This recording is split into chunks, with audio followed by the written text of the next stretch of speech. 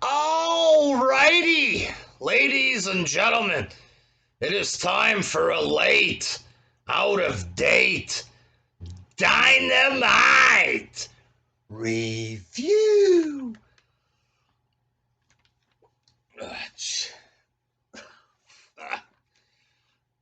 Oh, God, ladies and gentlemen. Um, It started off with MJF cutting a promo with Wardlow just standing beside him or whatever. Cutting a promo for Jericho versus Wardlow. You know, it's chapter 4 of the 5 labors of Jericho. It's too obvious that he's gonna win, Jericho. You know what I mean? It's way too fucking predictable. It's not an exciting match to finish this thing against Wardlow. They know it. You know what I mean? So they come out and MJF tries to make it exciting there, but he can't. You know what I mean?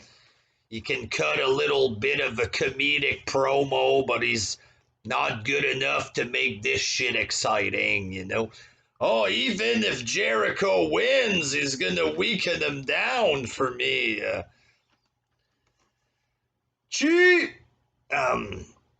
in the voice match, the Young Bucks and Kenny Omega defeated Dante Martin and the Seidel brothers there.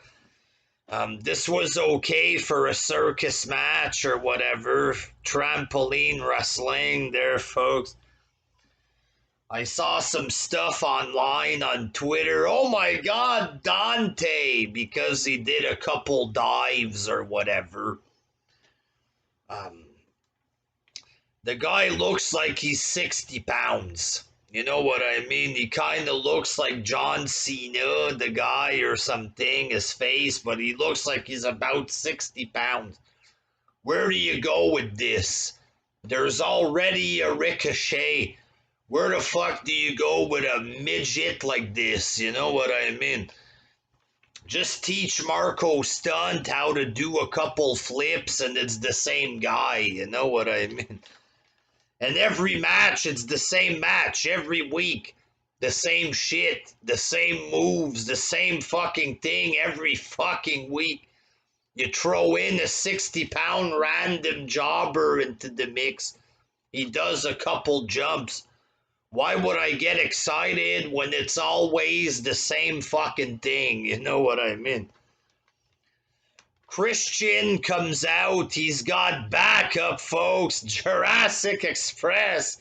Whoa, whoa, whoa.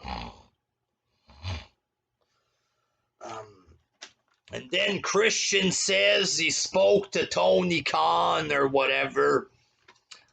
And he spoke to the guy who's in charge of Impact. I forget his name there. A very important guy. And not only is he going to be facing Kenny Omega for the AEW Championship at the pay-per-view, he's also going to wrestle in another match for the Impact Championship. Personally, I've never heard this. We're going to have a big match at the pay-per-view. And we're also going to wrestle again for a different belt. Like, what the fuck? You know what I mean? You make an announcement for one match, not two. I never heard this. We're going to wrestle, and they tried to make the AEW belt sound more big or whatever. We're going to fight for the AEW belt. That's the big championship. That's the biggest prize in wrestling. That's the big gold belt. And we're going to also fight for the Impact belt. Like, just fight for one belt. Like, what the fuck is this? I never heard this. We're going to fight for the big world title and for another belt. We're going to wrestle twice. The fuck is this shit, folks? And then in the second match, it was Darby Allin defeating Danny Garcia, who was accompanied by 2.0. Now, last week, They have Dean Ambrose, Eddie Kingston, and Darby Allin going up against this Danny Garcia and 2.0. Who the fuck are these jobbers for real? Like, what the fuck do these random fucking unknown, who the fuck are they kind of jobbers? Why are these guys getting a match with Moxley out of nowhere? And then these fucking ham and eggers are cutting a promo backstage. Darby Allin, I'm coming for you. Sting, you better watch yourself. The fuck are these fucking goof jobbers even doing involved with Sting? Like, who the fuck are they? Like, this Danny Garcia guy was dominating the whole match against their supposed homegrown star. A complete unknown skinny fucking twig jobber that nobody fucking knows or cares about is dominating your fake star. What? Like, come on there. Have better sense than this. And the Danny Garcia guy looks like he's fucking 15 years old. Like, Jim Ross, oh, he hasn't matured yet physically. In other words, he's not ready yet. In other words, he's too fucking skinny. They both look like fucking twinks. It is what it is there. You know what I mean? This Danny Garcia, skinny 15-year-old looking kid with knee-high socks going up against a gothic twink. Like, I felt like I was watching something I shouldn't be watching. Like, it felt like this was the beginning of gay porn or something. Like, what am I watching here? Like, I couldn't get into this. And the match wasn't that good. Just some unknown fucking punk ass jobber beating up Darby Allin the whole match. Who enjoyed this? Who got any enjoyment out of this? Like, unless you're into these fucking guys sexually, you know what I mean? Third match, HFO defeated Orange Cassidy, Chuck Taylor, and Wheeler Utah. So this is Matt Hardy and the two jobbers. I don't know who the fuck this Wheeler Utah is, but he was featured way too heavily in this match. For some reason, they're trying to promote this guy, Wheeler Utah. And he's like super fucking bland and boring. Who is this? Why should I care? Why is this guy on the big show on Dynamite? This is a fucking joke, you know what I mean? Who is this? Why was he featured so heavily? Why is he so boring and bland is my question. Why would you push this guy? And then Matt Hardy at the end gets the cheap looking win against this Wheeler Utah. Just fucking boring. Fourth match, Chris Statlander defeated Nyla Rose in a short match there. She did the big 450, Chris Statlander. This was okay there. But short match, the shorter, the better there for this shit. Britt Baker, she's from Pittsburgh or whatever. She cut a promo. It was a face promo. And she had the crowd in in her hand or whatever there. The crowd was cheering for her there. And then this fucking Hammenager, Red Velvet, came out to attack her, and there was a pull apart. And talk about uninteresting, this Red Velvet. They have her replace Cody's wife in the Shaq match because she looks like Cody's wife. But it's like, who fucking cares about this girl? Why is she fighting for the women's title? Like, that's the main event for Rampage. Britt Baker against a girl nobody fucking cares about. Like, fifth match, Good Brothers defeated the Dark Order in an okay-ish / mediocre tag team match there for the Impact Championship or whatever. Okay match, I guess. And then It's QT Marshall and a couple of his buddies or whatever. They have Tony Schiavone out there. QT Marshall wants an apology from Schiavone. And then he says, get his son. Apparently, Tony Schiavone's son wants to be a wrestler. I don't remember his name. Mike Schiavone, Frank Schiavone. Who the fuck knows? They just pull out this random jobber. Apparently, the son of Tony Schiavone. The son of a guy on commentary, folks. It's Eddie Schiavone, ladies and gentlemen. He's just a fucking goof with a beard. And then QT, I think, punched the son of Schiavone. I apologize, you son of a bitch. QT gives the diamond cutter to the son of Schiavone. For some reason, the Big Show comes out. Like, the Big Show comes out to make the save by choke slamming Aaron Solo, the henchman of QT.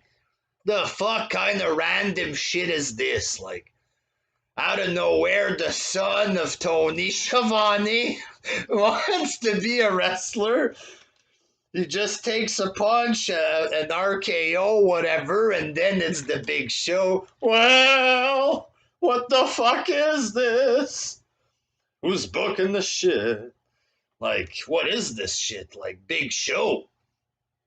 I don't fucking know anymore. Just so totally fucking random. Like, the most random thing I've ever seen. Fuck. Sixth match, Chris Jericho defeated Wardlow in the most predictable fucking match of all time there. Basically, because Jericho was hurt from all the boring matches he had to go through there. He was tired, he was beat up, so it was Wardlow beating him up the whole match with slow, methodical, boring shit. Like, he gave him like 15 power bombs or something. MJF interferes, he gets caught by the ref, get out, Jericho with the bat, hits Wardlow, gives him the Judas Priest or whatever. 1, 2, 3, and it's over there. And apparently next week, in their big rematch, Jericho's not allowed to use his finishing move, which is an elbow there. He can use his other 25 finishing moves. And apparently he's not allowed to come out with the song Judas. And it's a big thing there, fucking. Oh, the fans can't sing your song without the music, Chris. They won't be able to sing it next week. And then this fucking goof on Twitter, what's his name? Sean Ross Sapp or whatever. Talk about a fucking sap and a half. Fucking phony motherfucker, this guy. Oh, the fans are gonna sing next week. Shut the fuck up, you fucking fake motherfuckers. That's another guy on the payroll, this Sean Ross Sapp or whatever. His fucking face on the Twitter. You know? Reminds me of Chuck Taylor's face during the tag team match. I forgot to mention this. Chuck Taylor hits a big enough move or whatever. Then he does a goofy face like this. And then another second later, he hits a big power bomb, and it's again another exaggerated goofy face. Hits the move, and then... Like, what is this? Like, can you just... You're supposed to be a wrestler. You're pretending to be tough. I see Chuck Taylor running like a little fucking fifi there. Obviously, he's not a tough guy in real life or whatever there. But he's pretending to be tough here, there. That's what he's supposed to do. Can you just hit the big power bomb and not act like a fucking goof, you know? Just hit the move like you're supposed to be a man. You don't have to do. What is this? Who are you catering to with this retarded garbage? Like, overall, I'm gonna give this maybe a 4 out of 10. Is, you know, the Kenny match was okay. You had an okay 2-minute match of what Chris Statlander, Good Brother, was okay. Whatever. It was boring. Most matches were boring, very goofy shit, weird, cheap booking. Like, the Big Show, what the fuck was that? Like, out of nowhere. The son of Shivani. Hey, it's Gord Shivani. You son of a bitch. Well, what, like, get a fucking grip there. Fucking write something better. Fucking retarded. 3.5 out of 10, folks. Fuck this shit. It was cheap. Hopefully next week will be better for Jericho and MJF there, but wasn't good this week. Until next time, peace. Oh, jeez.